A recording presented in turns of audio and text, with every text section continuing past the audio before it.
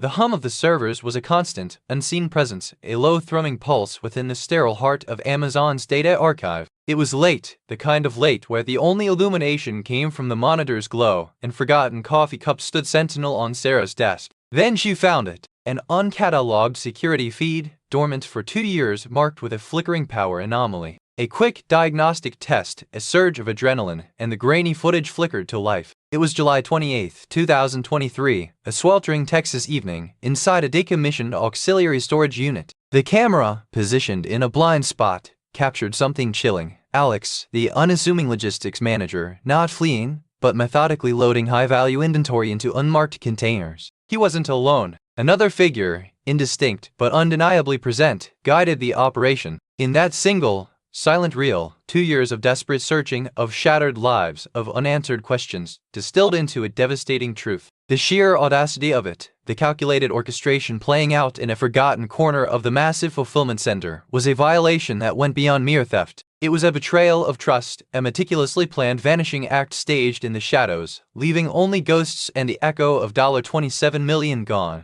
It took 2 agonizing years for this flicker of truth to emerge from the digital ether. The disappearance of Alex, a man whose most notable characteristic was his almost aggressive normalcy, had sent shockwaves through Amazon and the quiet suburban streets of San Antonio. Here was a man who managed spreadsheets with laser focus, who spent his evenings helping with homework and sharing quiet meals with his wife, Maria. He was the picture of dependable, if unremarkable, fatherhood. Yet, on July 31, 2023, his absence was discovered, not through a dramatic denouement, but a cold, impersonal audit that revealed a staggeringly impossible void in inventory. $27 million worth of high-value goods had simply vanished. Alex vanished with them. No ransom notes, no signs of struggle, just a cryptic, fabricated message hinting at personal crisis and a sudden departure. The authorities, led by Detective Miller, chased phantom leads, disgruntled employees, sophisticated external hacking rings, even whispers of Alex being coerced by shadowy figures from his past. But what truly baffled everyone was the sheer scale of the disappearing act. How could one average man, a creature of routine,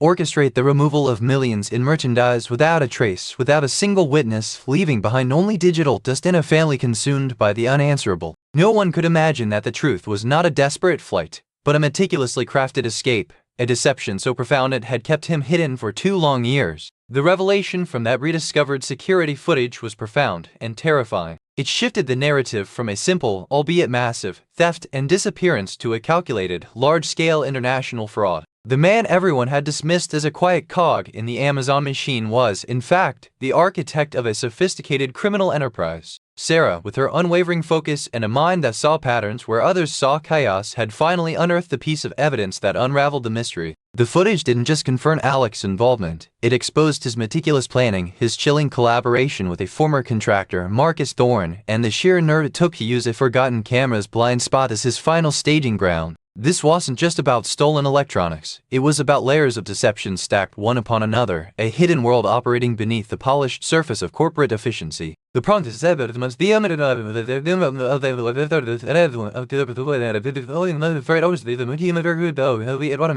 truth, Sarah knew, would be far more terrible than any whispered theory about a man simply running away. Maria, Alex's wife, had lived for 2 years in a twilight of perpetual grief and unspoken questions. She remembered the small gestures, the way he meticulously organized their home, the quiet pride in his children's school achievements. He was the anchor of their lives, a stable presence in a world of constant flux. His disappearance hadn't just left a void in their finances, it had ripped apart the fabric of their family, leaving her to explain to their 2 young children why their father wasn't coming home, why he had seemingly abandoned them. The search, the futile pleas, the mounting debt had all compounded her sorrow. The authorities' theories offered little comfort. Each one, whether abduction or desperate flight, painted a picture of a man she no longer recognized. The thought that he might have intentionally chosen to leave them, to disappear, was a betrayal too profound to comprehend. Now, with Sarah's discovery, that agonizing ambiguity might finally be replaced by a truth however devastating. The image of Alex, not as a victim, but as a calculated perpetrator loading stolen goods, would shatter the man she believed she knew, leaving her to grapple with the bitter reality of his true nature.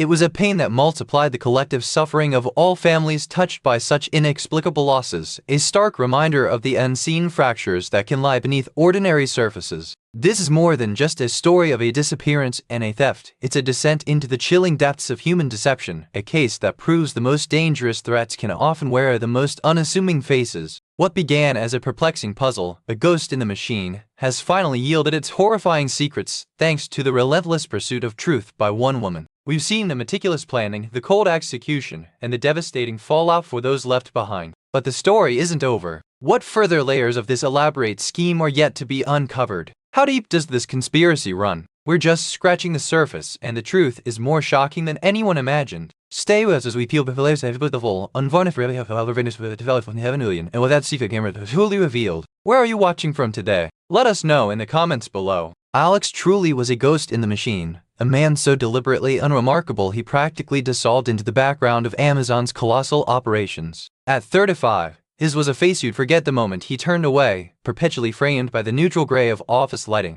His physical presence was muted, medium height, a receding hairline he seldom bothered to style, and a preference for muted, practical clothing that blended indistinguishably with his peers. There was a quiet intensity in his gaze, often fixed on the complex spreadsheets that were his domain, a flicker of something deeper that even his closest colleagues, if anyone could claim that title, rarely glimpsed. The moment that truly defined him, perhaps, was not a grand pronouncement, but a quiet, almost imperceptible sigh of satisfaction when a particularly stubborn inventory discrepancy was resolved. It was a small victory, a personal triumph in his otherwise predictable existence, embodying his dedication to order within chaos. He was, in his own way, a craftsman of the mundane, leaving behind a legacy of perfectly balanced columns and meticulously tracked deviations, a testament to a life lived in the quiet hum of productivity. His days were a symphony of routine, beginning precisely at 5:30 a.m. with the bitter taste of black coffee and the rustle of the San Antonio Express News, even in the digital age. By 7:00 a.m., he was navigating the labyrinthine corridors of the fulfillment center, a stark contrast to the suburban quiet of his home in the Oakwood neighborhood. His work as a logistics manager was an intricate dance of overseeing incoming and outgoing inventory, managing delivery routes, and ensuring the seamless flow of goods. His colleagues saw him as reliable, almost to a fault, a man who never missed a deadline and whose desk was a monument to organized efficiency.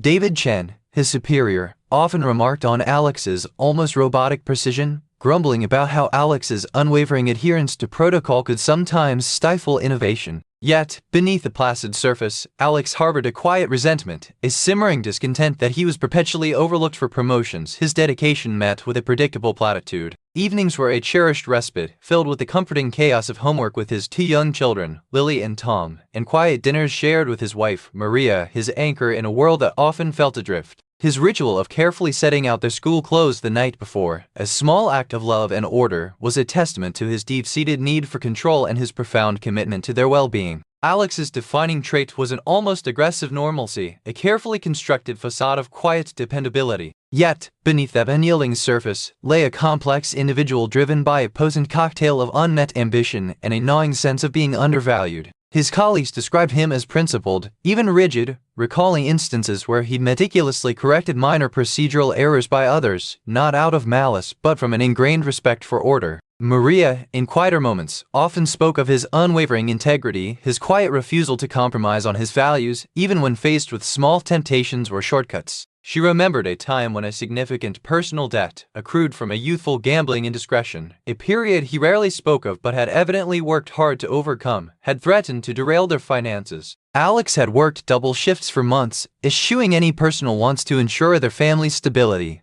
never once complaining. This commitment to responsibility, bordering on self-deprivation, painted a portrait of a man deeply bound by his moral compass, a man who would never willingly betray the trust placed in him, especially by his family. His quiet acts of kindness, like anonymously donating to a local food bank or always being the first to offer help to a struggling colleague, cemented this image of a fundamentally good person. His dreams, though rarely voiced aloud, were as concrete and meticulously planned as his work. He envisioned a future where his children would have every opportunity, free from the financial anxieties that had shadowed his own past. There was a specific plan in motion, a small plot of land outside Austin that he was slowly paying for, envisioning a simple, tranquil home where they could escape the urban sprawl. He spoke to Maria about retirement savings, about setting up college funds, about a future life that was stable, secure, and unburdened by the pressures of his current existence. His responsibilities as a father and husband were not just duties, but the very anchors of his identity. The thought of not being present for his children's milestones, of leaving Lily's graduation or Tom's first driver's license to chance, was abhorrent to him.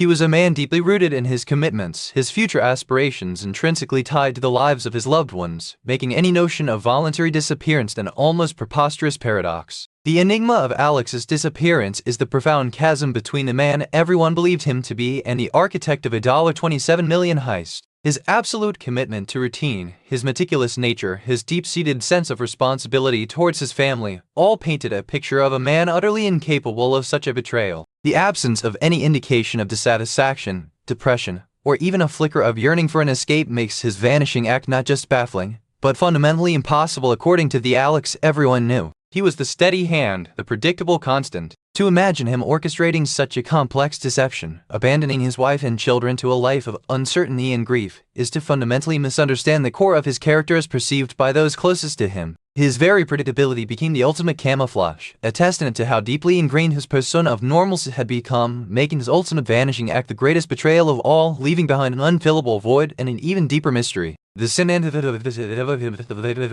was an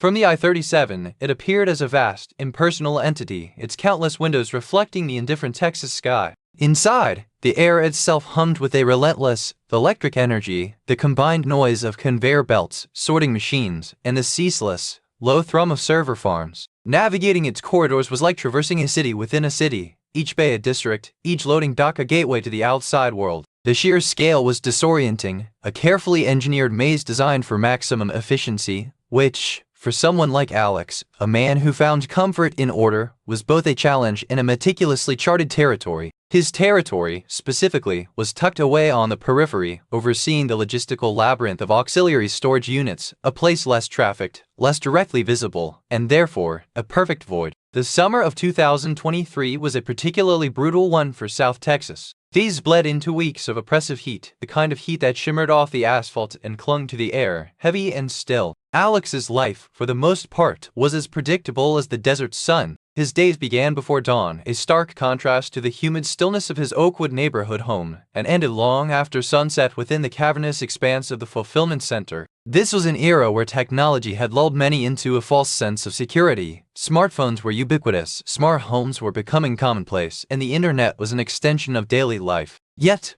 beneath the veneer of hyperconnectivity, the physical world remained accessible to planned manipulation. The Amazon system itself, a marvel of AI and automated processes, was a complex ecosystem where a lack of direct oversight in a secondary zone, like the data and storage units, could become a critical blind spot within the omnipresent digital eye. Within the fulfillment center, the community was a transient one, a vast pool of employees, contractors, and temporary staff, all moving with purpose, yet often remaining strangers. Alex, with his quiet intensity and almost obsessive focus on spreadsheets, the man whose defining characteristic was his profound normalcy, occupied a peculiar space. He was present, accounted for, a familiar face in the logistical ballet, but never truly seen. His interactions were functional, devoid of personal embellishment. Colleagues like David Chen, his superior, saw him as an almost robotic cog, reliable but lacking spark, a component that ran without complaint. Neighbors in Oakwood might have described him as a steady father, meticulously setting out his children's clothes each night, a man deeply embedded in the routines of domesticity. Maria, his wife, knew the quiet ambition simmering beneath his placid exterior, the unexpressed dreams of escape. But the broader community, the fleeting faces within the fulfillment center, perceived him as less than a man, more of a function within a colossal machine. The infrastructure of the Amazon fulfillment center, while designed for security, inherently contained elements that could be exploited. The sheer volume of incoming and outgoing inventory meant that a meticulous misrouting, a series of carefully crafted digital ghosts, could mask a physical reality gone awry. The auxiliary storage units, particularly the decommissioned ones, represented zones of reduced surveillance, historical oversights in an era of constant upgrades. This neglect, combined with the high-pressure environment of Amazon logistics, where minor discrepancies could be overlooked in the face of overwhelming daily volume, created a perfect storm of vulnerability. The system was designed to detect anomalies, but it was also built on the assumption of human compliance, an assumption Alex was about to shatter. This, then, was the stage upon which Alex's meticulously planned vanishing act was set. A place of immense scale and ceaseless activity, yet possessing pockets of profound anonymity. A summer in San Antonio, thick with heat and the illusion of security offered by hypermodern technology. A community of strangers where a man could live a double life, his predictable routines a perfect camouflage. The hum of the servers, the metallic clang of machinery, the distant drone of trucks, it was the soundtrack to a life lived within the system, a system Alex knew intimately and would soon exploit from its deepest, most overlooked corners. The ordinary had become the extraordinary, the mundane existence the ultimate deception, and the unremarkable logistics manager the architect of an unimaginable escape, all set against the backdrop of a sprawling, indifferent industrial park. The quiet hum of the servers was about to be drowned out by the roar of a devastating betrayal. The San Antonio dawn on July 28, 2023, breaks with a familiar, stifling heat, even before sunrise truly pierces the horizon. Inside the Oakwood neighborhood home, at precisely 5:27 a.m., Alex blinks awake, the insistent chirp of his alarm clock a Pavlovian cue. The room still holds the faint scent of lavender from Maria's diffuser. He swings his legs out of bed, the floorboards cool beneath his feet, a stark contrast to the oppressive air that will soon engulf the city. His movements are practiced, a silent ballet of habit. He heads to the bathroom, the fluorescent light harsh against his tired eyes, and splashes cold water on his face. His reflection is that of a man unremarkable, perpetually on the cusp of fading into the background. Medium height, thinning hair, a faint tension around his mouth that even sleep can't entirely erase. He checks his phone briefly, no new messages, just the same digital quiet he typically experiences. This day, like so many before it, promises nothing extraordinary. It is a Tuesday, unremarkable save for the ever-present hum in the air, a promise of another full calendar of logistics to manage, another day to simply be Alex, the dependable, the invisible. At 6:05 a.m., Alex enters the kitchen. Maria stirs at the soft sound of his movements. "Morning," she murmurs, her voice thick with sleep, pulling the duvet tighter around her shoulders. Alex offers a small smile, moving to start the coffee maker. Lily, their 7-year-old, pads in moments later, a sleepy whirlwind in dinosaur pajamas. "Daddy, can we have chocolate chips in our pancakes today?" she asks, her eyes still heavy-lidded. Alex kneels, ruffling her hair. "Maybe on Saturday, Bogue. School day today, remember?" He exchanges a brief, warm glance with Maria as she finally emerges fully awake to prepare their breakfast. Tom, their 10-year-old, is already engrossed in a handheld video game at the kitchen table. The aroma of brewing coffee fills the air, mingling with the faint scent of toast. Alex meticulously selects his outfit from the closet, a plain blue polo shirt and sensible gray slacks, the unofficial uniform of his world. He checks his work bag, ensuring his laptop and a worn notebook are present. No grand pronouncements are made, no unusual farewells are exchanged. It is just another start to another ordinary day. A last, quiet kiss for Maria, a firm embrace for Lily who clings for a moment longer than usual, and a gruff nod to Tom who barely looks up from his screen. 7:15 a.m. Time to go. At 7:30 a.m., Alex arrives at the San Antonio Fulfillment Center. The sheer scale of the building looms, a concrete behemoth under the rapidly intensifying sun. Inside, the cacophony of machinery greets him, a familiar, almost comforting roar. He clocks in at 7:37 a.m., settling at his cubicle. His first task, at 7:45 a.m., is to review the inventory discrepancies from the previous day, a detailed spreadsheet filled with numbers that would make most eyes glaze over. He works with a quiet intensity, his brow furrowed slightly. At 9:12 a.m., his superior, David Chen, stops by. "Hey, Alex," Chen says, leaning against the partition, his tone perfunctory. "Anything interesting to report from the auxiliary stacks?" Alex turns, his expression carefully neutral. "Standard reordering, David. Nothing out of the ordinary. All accounted for." Chen nods, seemingly satisfied. Keep up the precision. We've got that big inbound expected by afternoon." Alex offers a curt nod, returning to his screen almost immediately. He spends the next few hours immersed in logistics, rerouting a shipment of returned electronics for 11:03 a.m., a seemingly routine task. He takes a brief break at 12:15 p.m., eating a prepackaged sandwich at his desk, scrolling through news headlines on his phone. At 2:47 p.m., he heads to Auxiliary Unit C, ostensibly for a routine check, a place rarely visited by anyone but himself. This visit, however, will be marked by a clandestine activity. The late afternoon sun casts long shadows across the fulfillment center's vast expanse. At 4:55 p.m., Alex is seen by a junior warehouse associate, Javier Rodriguez, near Dock 7, where a fleet of third-party courier vans are preparing for departure. Alex, now wearing a nondescript gray baseball cap that partially obscures his face and carrying a heavily taped, unmarked cardboard box, blends into the flow of workers. Javier barely registers him, assuming he's just another contractor. Alex makes eye contact with a man in one of the vans, a man with a weathered face and eyes that seem to watch everything. Marcus Thorne, a contractor known for his sporadic, high-value work. Thorne gives a nearly imperceptible nod. Alex places the box into one of the awaiting vans, the final piece in a complex operation. This is the last time Alex is physically seen by anyone who knew him in any capacity. His phone activity ceases entirely at 5:02 p.m. All official work logs indicate completion of duties by 5:15 p.m. The meticulously crafted illusion of normalcy holds firm. No one suspects that the quiet logistics manager has just orchestrated the vanishing of $27 million and himself with it. The hum of the servers seems to hold its breath, an unseen witness to a silent, devastating betrayal. The usual commute home is missed. By 6:30 p.m., Maria calls Alex's cell phone. It rings unanswered. A prickle of unease begins. She tries again at 7:00 p.m., then at 7:30 p.m. The silence on the other end is amplified by the growing dread in her stomach. Lily asks again about pancakes. Tom finally looks up from his game, sensing his mother's rising anxiety. At 8:00 p.m., Maria calls Alex's direct supervisor at Amazon, David Chen. Chen informs her that Alex was scheduled to be off at 6:15 p.m. and had not reported any delays. The chilling realization begins to dawn. Alex isn't late. Alex isn't delayed. Alex is simply, inexplicably, gone. The carefully constructed normalcy of the day dissolves into the stark, terrifying reality of absence. The world, which had appeared so predictable just hours before, is now a gaping void. The mystery has begun. The 6:30 p.m. call from Maria to Alex's cell phone, met only by the silent, insistent ringtone, was the first tremor in the otherwise placid surface of her Tuesday evening. By 7:00 p.m., the tremor had solidified into a cold dread. Another unanswered call. She peered out the window, the familiar streetlights of Oakwood casting an ordinary glow, a stark contrast to the growing unease blooming in her chest.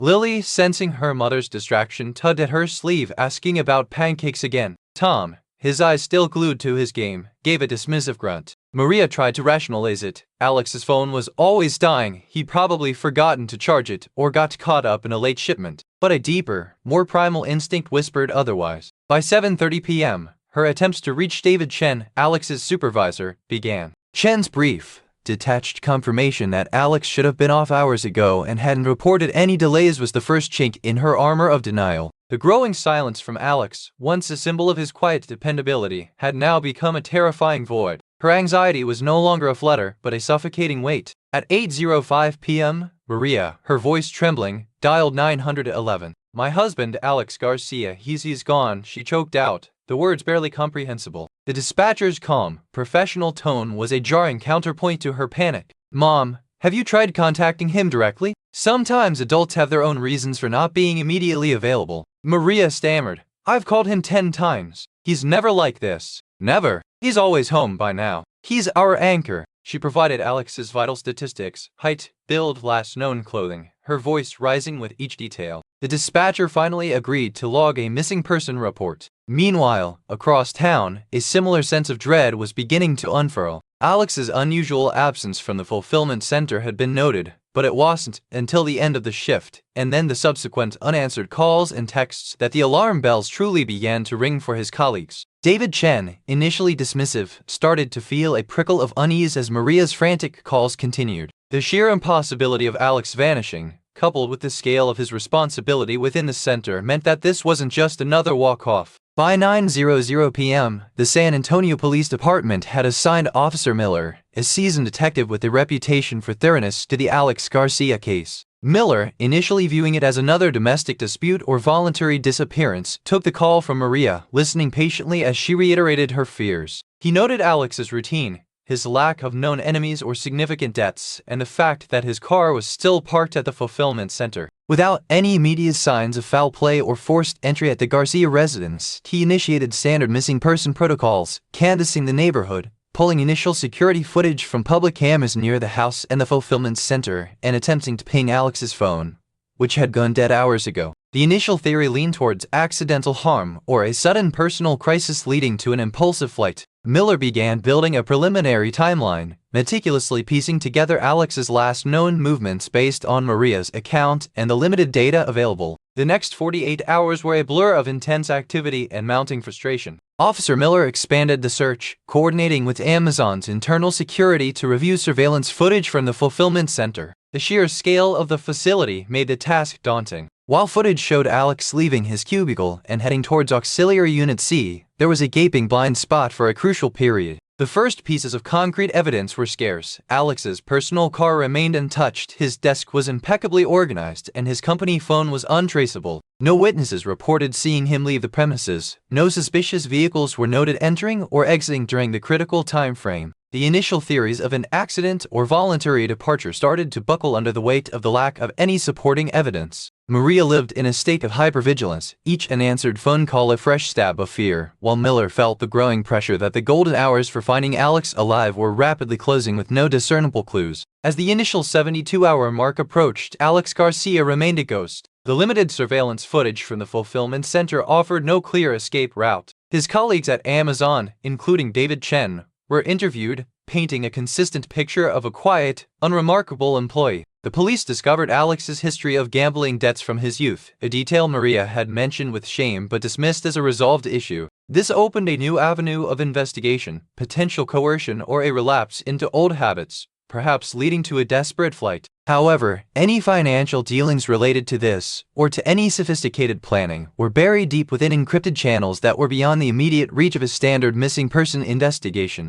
Sarah, working within Amazon's internal audit, was also beginning to notice peculiar network anomalies around Alex's departure date, but they were too subtle, too fragmented, to be a primary focus for the external police investigation at this stage. The case was far from being solved. Instead, it was deepening into a complex enigma, the lack of answers fueling a desperate need to expand the search and reevaluate every assumption. The news of Alex Garcia's disappearance, coupled with the staggering inventory shortfall, rippled through the San Antonio community like a physical shockwave. Within hours of the initial police report, the quiet suburban streets of Oakwood transformed. Neighbors, their own routines disrupted by the unsettling news, began to converge at the Garcia home, bringing casseroles, offers of childcare, and a growing, collective need to do something. Maria, numb with a grief that refused to acknowledge reality, found herself coordinating not just her family's ordeal, but the burgeoning efforts of her neighbors. A hastily organized vigil at the local park's pavilion became an impromptu command center.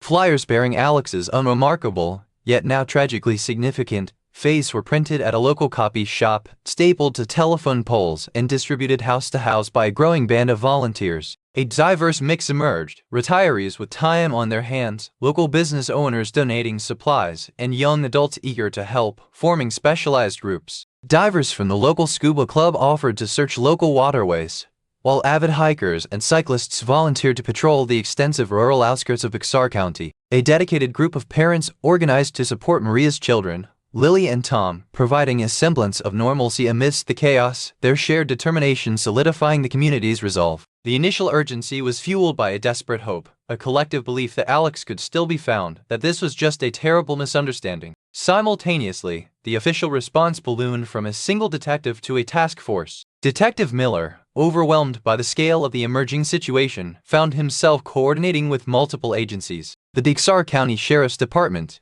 the Texas Rangers, and even federal agencies responding to the financial theft aspect converged at a hastily established official command center in a vacant warehouse adjacent to the fulfillment center. K-9 units, their handlers grim-faced, joined the ground search, crisscrossing expansive tracts of undeveloped land. Helicopters, equipped with thermal imaging, began sweeping the skies, their whirring blades a constant counterpoint to the ground operations. The search perimeter, initially focused on Alex's known routes, expanded exponentially as theories multiply. Drones equipped with high-resolution cameras surveyed dense brush and abandoned structures. Sonar equipment was deployed in nearby lakes and reservoirs. Digital maps were overlaid with grid patterns, systematically allocating sectors to different teams, from the San Antonio Fire Department's swift water rescue units to the county's search and rescue volunteers. The sheer coordination required was immense, a well-oiled, albeit frantic, military-style operation, all focused on the singular objective of locating Alex. As the intensive search wore on, the hope that had initially buoyed the community began to encounter the harsh reality of the operation's limitations. A pair of Alex's worn work boots, found near a disused access road bordering the fulfillment center, sent a jolt of adrenaline through the search teams, only for forensic analysis to reveal they'd been discarded weeks prior. A credible-looking witness claimed to have seen Alex boarding a bus bound for Mexico, a lead that consumed valuable resources for days before being conclusively debunked by bus company manifests and security footage. Testimonies conflicted wildly. Some described Alex looking stressed, others insisted he'd appeared perfectly normal. Cryptic messages, purportedly from Alex, began circulating on obscure online forums, each one expertly crafted to mimic his communication style, leading investigators and volunteers down myriad rabbit holes before fading into digital obscurity. The discovery of a discarded backpack containing a few personal items, a book on logistics, a half-eaten granola bar, offered a tantalizing glimpse of Alex's world, but provided no definitive clue to his whereabouts or fate. Each piece of potential evidence, initially a beacon of hope, dissolved into disappointment under rigorous scrutiny, trapping everyone in an exhausting cycle of anticipation and despair. The sheer scale of the search area, a sprawling network of industrial parks, undeveloped ranch land, and waterways surrounding San Antonio, presented an almost insurmountable challenge. The disused auxiliary storage unit from which Alex had operated, a clandestine hub within the vast Amazon complex, offered no immediate physical escape route that could be precisely traced. Technological limitations, despite the advanced equipment deployed, proved significant. Unmapped terrain and dense foliage rendered drone surveillance less effective than hoped, and the sheer volume of data processed by search algorithms created its own set of noise, obscuring potential signals. Weather, too, became a relentless adversary. A sudden, torrential downpour washed away potential footprints and scent trails, while an unforgiving July heatwave dehydrated searchers and strained the logistical capabilities of command centers. The search perimeter, meticulously plotted, encompassed thousands of acres, far exceeding the available personnel and equipment for a thorough, day-by-day sweep. The chilling realization began to dawn. Finding Alex, or proof of his fate, was proving to be an exponentially more complex task than anyone had initially imagined. As the third week of the operation drew to a close, a palpable weariness began to settle over the community and the official task force. The initial surge of energized volunteers dwindled, replaced by a core group of dedicated individuals who were now facing the grim reality of a seemingly endless search. Budgetary pressures began to mount, with discussions of reducing helicopter flight hours and restricting K-9 deployment time circulating through official channels. The constant cycle of false hope and crushing disappointment had begun to erode morale. The sheer volume of fragmented clues and contradictory testimony suggested that Alex, if he was still alive, had executed his disappearance with an unparalleled level of sophistication, leaving behind a trail of obfuscation rather than evidence. The overwhelming consensus was shifting. This was no longer a simple missing person case to be solved with a manhunt. The mystery of Alex Garcia's vanishing act was proving to be far deeper, far more deliberate, and ultimately, far more elusive than anyone had anticipated, signaling the end of the immediate intensive search and the daunting transition into a prolonged, cold investigation. 3 years. The second anniversary of Alex Garcia's disappearance had passed with the same quiet, suffocating ache that had settled into Maria's bones. The frantic hope of the initial months had long since ceded ground to a persistent, low-grade dread. Detective Miller, now a familiar, weary presence in her life, had officially reclassified the case as inactive 2 years ago, a bureaucratic label that felt like a death sentence for their fractured family. The voluminous file, once brimming with active leads and witness statements, had been relegated to the cold case archives, gathering dust alongside countless other unsolved mysteries in the San Antonio Police Department. Resources had been systematically withdrawn, K-9 units reassigned, helicopter surveillance scrubbed from the budget. The official search had ended not with a bang, but with a silent, bureaucratic sigh, leaving Maria and her children adrift in a sea of unanswered questions. The case remained open, a flickering candle in a vast darkness, but no longer actively pursued. Alex Garcia, the ghost in the machine, had become a ghost in their lives, a lingering presence in every empty chair, every unheard word. The impact on Lily and Tom was a quiet trauma that had reshaped their personalities. Lily, once a bright, boisterous 7-year-old, had become withdrawn, her speech often punctuated by tentative questions about when Daddy would come home.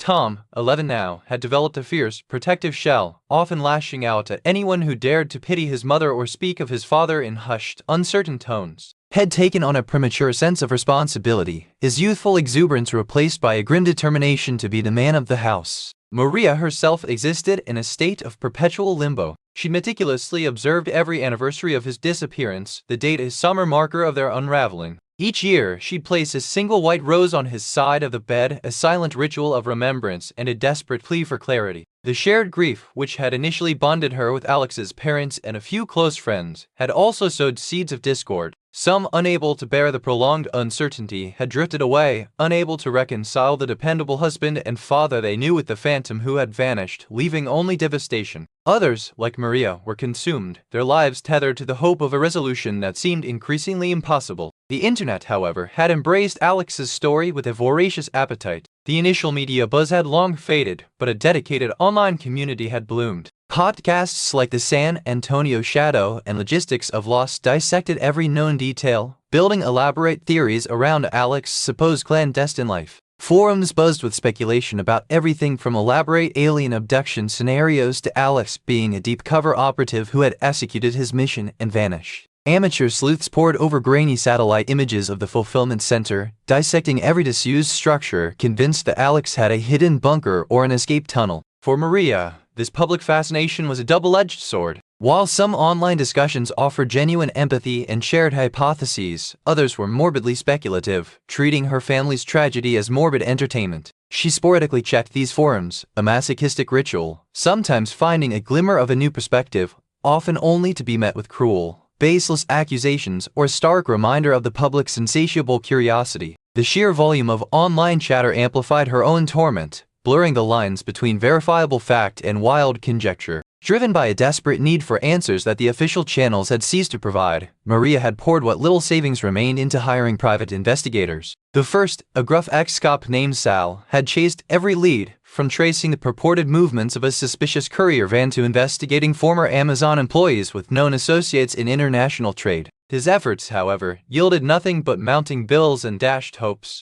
A second investigator, a young, tech-savvy woman named Chloe, had attempted to hack into dormant Amazon servers and trace offshore financial transactions, but Alex's digital footprint was far too sophisticated, too expertly scrubbed. Maria had even, in a moment of profound desperation, consulted with a local psychic who claimed to feel Alex's presence near a large body of water, leading to a fruitless, emotionally draining weekend of searching local reservoirs. Each attempt, however well-intentioned, ended in the same dead end. The cycle of renewed hope inevitably followed by the crushing weight of disappointment, further depleting their already strained resources and Maria's spirit. Over the years, the Alex Garcia case had settled into the fabric of San Antonio's collective memory, a local legend whispered on the wind. It became a cautionary tale, a ghost story told to illustrate the hidden dangers beneath the surface of ordinary life. New detectives periodically cycled through the department, and a few, drawn by the infamy of the case, would pull the dust-covered file, their curiosity piqued. They'd spend a few weeks re-examining old leads, applying new forensic techniques to fragmented evidence,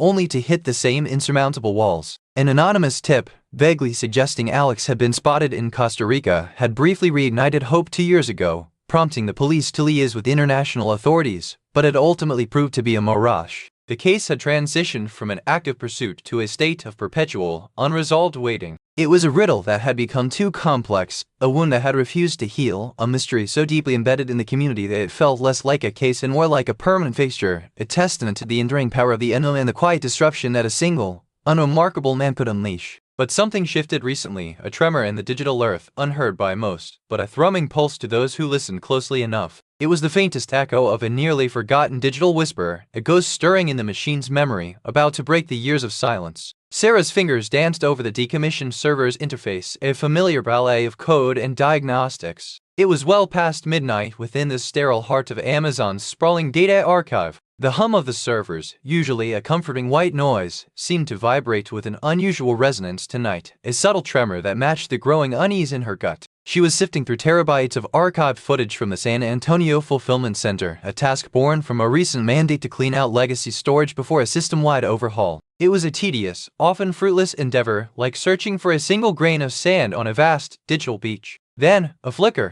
A dormant security camera feed, logged with a persistent power anomaly error, stubbornly resisted conventional data deletion protocols. Curiosity, a trait that had served her well in her decade at Amazon's internal audit, compelled her to investigate. With a few keystrokes, she bypassed the corrupted data markers, coaxing the dying feed back to life. The grainy, monochrome image resolved into a dimly lit, cavernous space. Auxiliary Unit C, a location she recognized from Alex Garcia's file. The timestamp read July 28, 2023, 4:55 p.m. And then she saw him. Alex, his face partially obscured by a baseball cap, his movements precise, almost surgical, loading unmarked containers into the back of a nondescript delivery van. Her breath hitched. He wasn't alone. A second figure, a man with a weathered face, guided the operation, passing Alex a small, nondescript package. A cold dread washed over Sarah. This wasn't the desperate flight of a man in crisis. This was execution. The camera, positioned in a tactical blind spot, captured not an escape,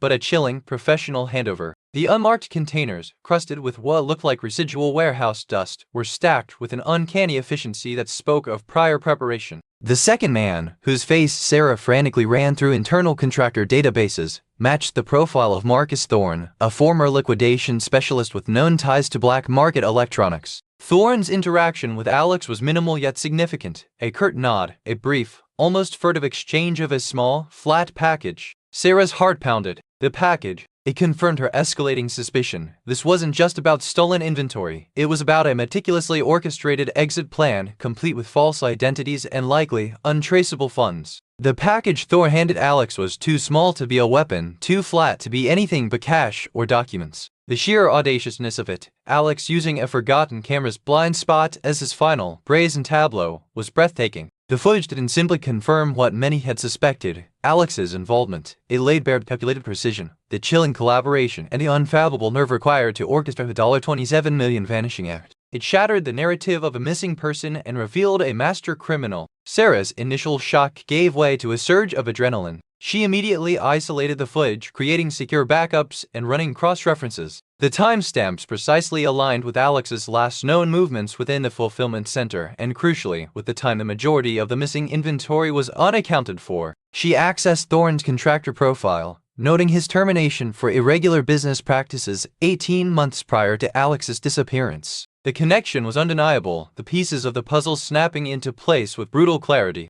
Her hands trembled as she initiated a secure call to Detective Miller's precinct, bypassing standard channels and flagging the information as urgent, high priority, potential cold case reactivation. The dispatcher's voice, initially dismissive of a civilian's late-night call, shifted to a tone of immediate gravity as Sarah revealed her identity and the nature of her discovery. "This is Sarah Chen, Amazon Internal Audit," she stated, her voice firm despite the tremor of excitement. "I believe I have definitive evidence regarding the Alex Garcia disappearance and the $27 million theft. It's more than we ever imagined." The verification process began almost immediately. Miller, a man perpetually buried under a mountain of unsolved cases, listened with growing incredulity as Sarah walked him through the footage, detailing the timestamps, the second individual, and the critical location. He could hear the conviction in her voice, the absolute certainty that this was the breakthrough they had waited 2 agonizing years for. The San Antonio Police Department Command Center hummed with a renewed, frantic energy. Detective Miller, his face etched with a potent mixture of exhaustion and dawning hope, convened an emergency meeting.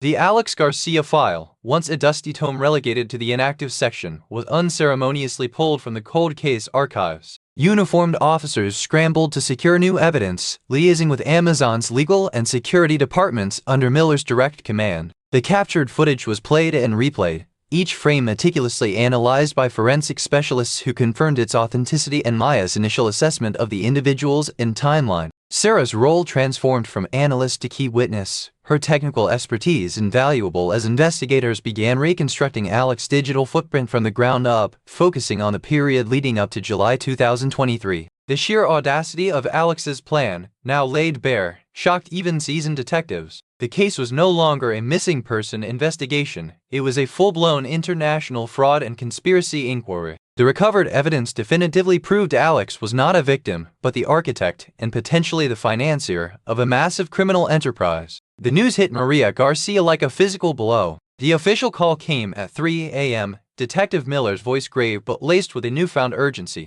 Mrs. Garcia, we've found something. Something significant. It changes everything we thought we knew about Alex. He explained, as gently as possible, the discovery of the security footage, the confirmation of Alex's deliberate actions, his collaboration with Thorne, and the fact that he had meticulously planned his escape. The immediate aftermath of the maelstrom of conflicting devotion to Maria, the devastating blow of the betrayal, shattering the memory of the dutiful friend he desperately clung to, individuated the liberal that he was not dead, but a terrifyingly real entity responsible with torment. The community, which had slowly begun to move on, now found themselves plunged back into the darkness, the ghost of Alex Garcia no longer an enigma but a convicted criminal. The discovery sent a dark wave through Oakwood, the whispers of his duplicity replacing the shared sorrow. The implications were profound.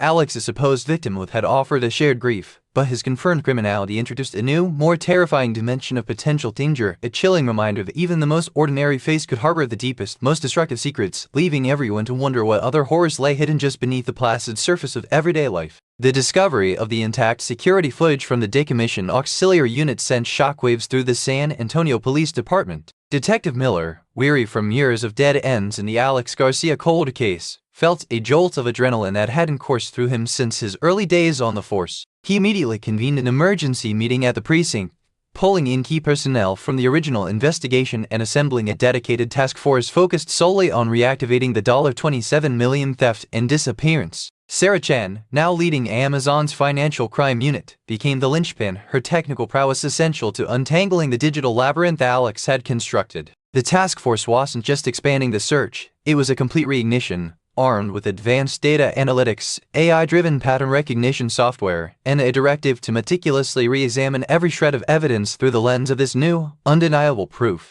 The atmosphere was charged with a potent mix of urgency and renewed determination. The years of frustration had melted away, replaced by the singular focus of finally uncovering the precise mechanics of Alex's meticulously planned vanishing act, and more importantly, the identities and whereabouts of those he'd collaborated with in his audacious crime. This was no longer about a missing person, it was about a sophisticated multi-year international fraud, and they now had the roadmap. Sarah's team initiated an immediate, deep-dive forensic analysis of the recovered footage and Alex's archived digital footprint. The video, time-stamped to July 28, 2023, was meticulously analyzed frame by a team of forensic video specialists. They confirmed authenticity behind certainty. His friend is original, the second individually or positively identified Thorne, a former Amazon deputy in the history of the live films, was meticulously documented. Temporal analysis of Alex's device logs, painstakingly recovered by Sarah's cybersecurity experts, revealed a spike in encrypted data transfers originating from his work terminal hours before the footage was recorded,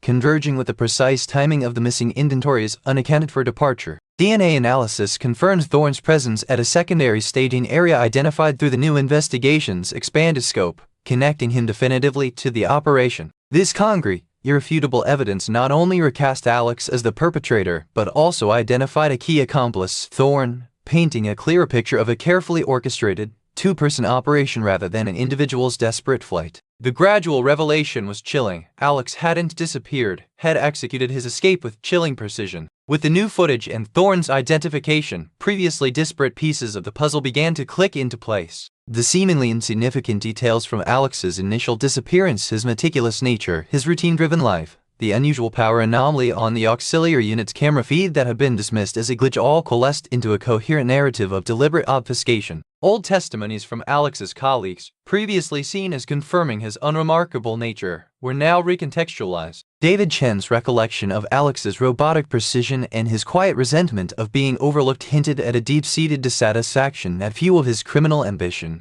Even Maria's description of Alex's need for control and his meticulous planning of family routines now served as terrifyingly accurate indicators of his capacity for meticulous criminal execution. Sarah's team used advanced network forensics to trace Thorne's known associates and identified several shell corporations registered in offshore havens, previously unfathomable within the context of a single employee's disappearance. The crucial breakthrough came when they cross-referenced financial transaction logs from these offshore entities, revealing large, untraceable cash deposits coinciding with the approximate dates of the July 2023 shipments, strongly suggesting the laundered proceeds from the stolen goods. The clues had been there all along, buried within mountains of innocuous data and misinterpreted through the lens of an assumed narrative. The weight of the evidence pointed unequivocally to Alex Garcia as the mastermind, aided by Marcus Thorne, a former contractor who provided the illicit channels for reselling the stolen goods and laundering the proceeds. The motive was a potent combination of greed, a burning desire to escape a perceived mundane existence, and a profound sense of entitlement, all amplified by a history of gambling debts that likely served as a catalyst for seeking extreme financial gain. The method was a masterful exploitation of Amazon's vast logistics network and inherent, albeit minor, security blind spots, coupled with a sophisticated digital erasure campaign and a personally executed vanishing act, disguised as a conventional courier pickup. Thorne's role was identified as providing the criminal infrastructure, offshore accounts, currency exchange, and dark market connections necessary for Alex to profit from the theft. The eureka moment for the investigators came when they successfully traced encrypted communications between Alex and Thorne leading up to the disappearance, establishing direct collaboration and confirming the deliberate nature of the staged escape. The final piece of the puzzle was identifying the true owners of the offshore accounts, which forensic accounting confirmed were controlled by Alex, effectively linking him directly to the laundered $27 million. With the truth unequivocally established, Detective Miller and Sarah Chen coordinated the final stages of the investigation. Nationwide warrants for Alex's arrest were issued, leveraging his confirmed identity and the overwhelming forensic evidence. Simultaneously, intelligence was shared with international law enforcement agencies to apprehend Thorne, who was known to be operating in Southeast Asia. The task force prepared detailed reports for Maria Garcia and her children, outlining the irrefutable evidence of Alex's guilt, preparing them for the devastating truth and the imminent legal proceedings. The decision was made to bring Alex in,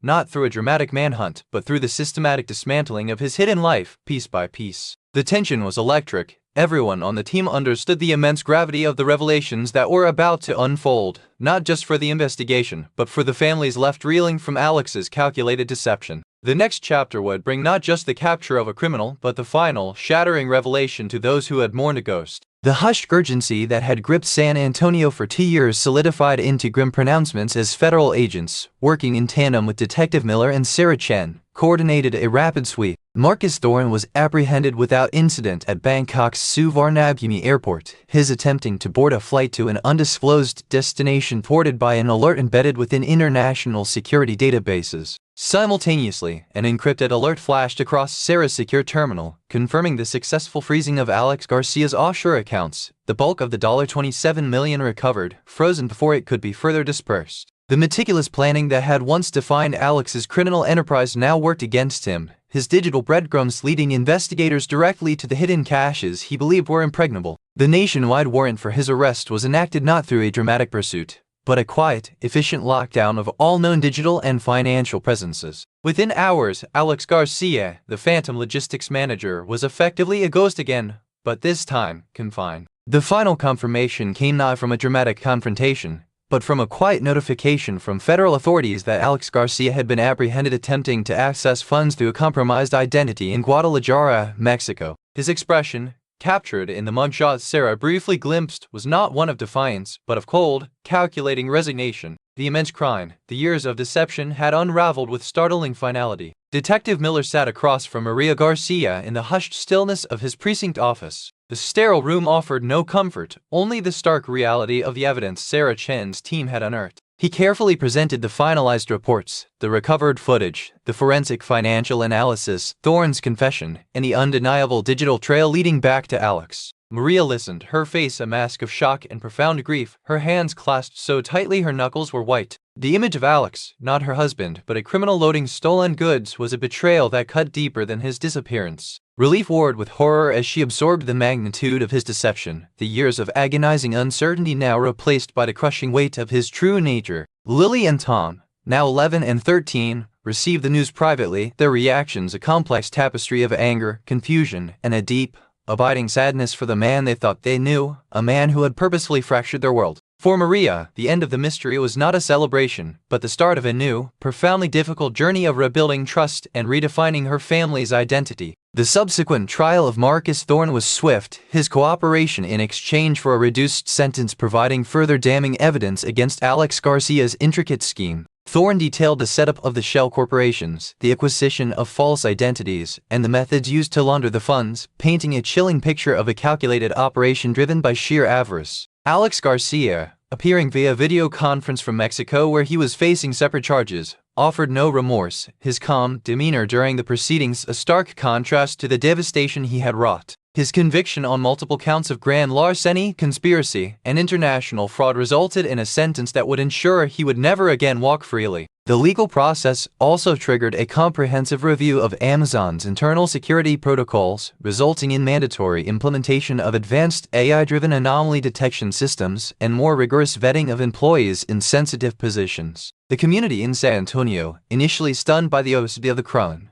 began to process the truth with a collective sigh of relief that the ghost of Alex Garcia was finally being brought to justice, though the shadow of his betrayal lingered. In the years that followed, Maria Garcia channeled her grief and betrayal into advocacy for victims of financial fraud and corporate misconduct. She established a foundation in Alex's name, ironically, to fund programs that bolstered cybersecurity awareness and provided support for families affected by similar crimes. Lily, inspired by Sarah Chen's tenacity, pursued a career in digital forensics, while Tom, his youthful anger finding a constructive outlet, dedicated himself to public service, driven by a desire to protect others from the kind of unseen vulnerabilities that had shattered his own childhood. The San Antonio Fulfillment Center, having undergone a significant security overhaul, became a symbol of resilience, a place where vigilance was no longer an option but a fundamental principle. While the memory of Alex's deception remained a scar, it was a scar that served as a constant reminder of the importance of truth, the courage of those who seek it, and the enduring strength of the human spirit to rebuild and to heal, even in the face of profound loss. The story of Alex Garcia's $27 million vanishing act served as a stark, enduring parable. It illuminated the hidden dangers that can lurk beneath the most ordinary facades, proving that the greatest threats are often the ones we least suspect. It underscored the power of relentless dedication, embodied by Sarah Chen's unwavering pursuit of truth,